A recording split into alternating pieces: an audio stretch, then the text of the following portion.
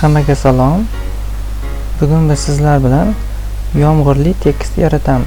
Ya'ni Adobe Photoshop dasturida 2018 versiyasida birgalikda ishlaymiz. Buning uchun bizga kerak bo'ladi mana bu rasm va buni sizlar bilan birgalikda ko'chirib olamiz. Рабочий stolga сохранить. Biz rasmni ko'chirib oldik. Mana endi uni olib Photoshop dasturimizga tashlaymiz. Mana rasmimizni qo'yib oldik. Ana endi bizga kerak bo'ladi tekst. Bu yerda juda ko'p tekst turlari ko'p. Biz endi mana buni tanlaymiz. Agarda 2018 versiyali Adobe Photoshop bo'lmasa, hozir sizlar bilan boshqa yo'li ham bor. Buni ham birgalikda tayyorlaymiz. Ana endi bu yerga rangini qora qilib olamiz va tekst yozamiz. Mana bu yerda esa katta kichik qilish tugmachalari bor. Yozamiz. Men rang deb yozaman.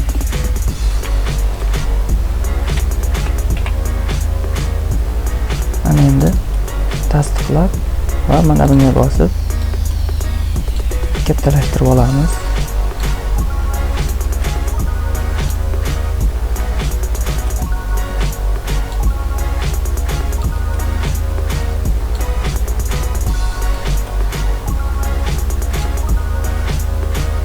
Mana endi buni tasdiqlaymiz. Mana tekstimiz tayyor. Xohlasangiz ismingizni yozsangiz bo'ladi. Ana endi biz mana o'sha rain so'zini yozgan tekstimiz, buni biz mana bu overlay tugmachasiga bosamiz. Mana sal o'zgardi. Bu yerdan yana bosib o'zgartirib olishimiz mumkin. Kim xohlagandaqa tayyorlab olsa bo'ladi.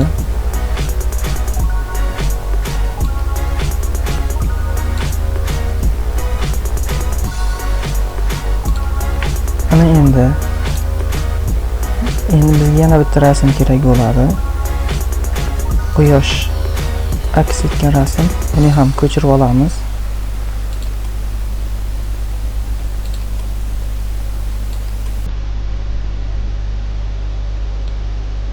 Va Adobe Photoshop dasturimizga tashlaymiz buni ham.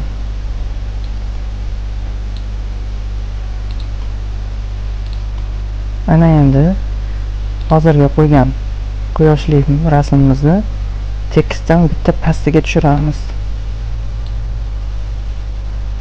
Ana endi ushbu rasmni mana bu yerdan o'zgartiramiz.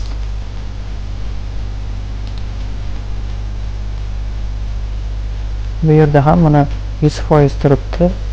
Buni xohlaganimizcha o'zgartirib o'rnatib olsak bo'ladi. Bu yerda turlari ko'p, xohlasak mana buni bossak bo'ladi. Screen so'zi bor.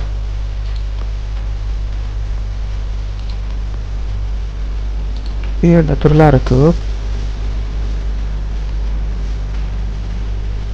Xohlaganimizcha o'rnatib olsak bo'ladi.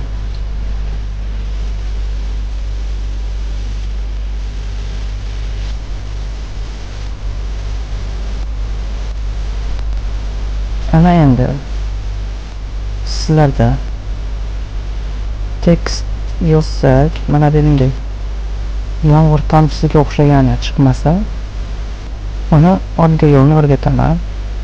Biz bu yerdan xohlagan biror bir so'zimizni tanlashimiz kerak.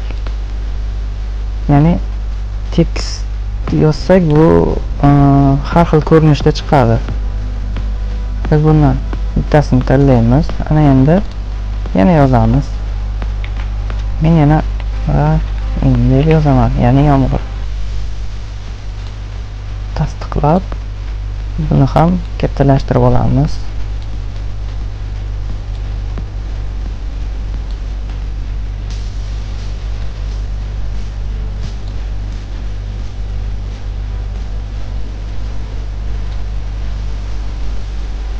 Yana tasdiqlaymiz. Ana endi ushbu rasmni filtr qo'shishimiz kerak. Filtr и EPF yana Smart Object tasvirlaymiz, kutamiz. Ana endi bu yerda klaviaturangizda men rasmini qoldiraman. Shu ikkita knopkada mana bu yumaloqni katta kichik qilib olasiz.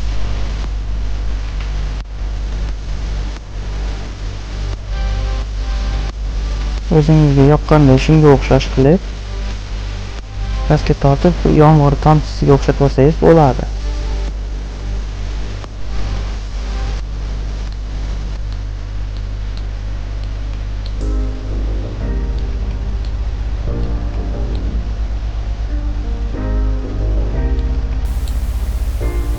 Ana endi OK tugmachasini bosamiz.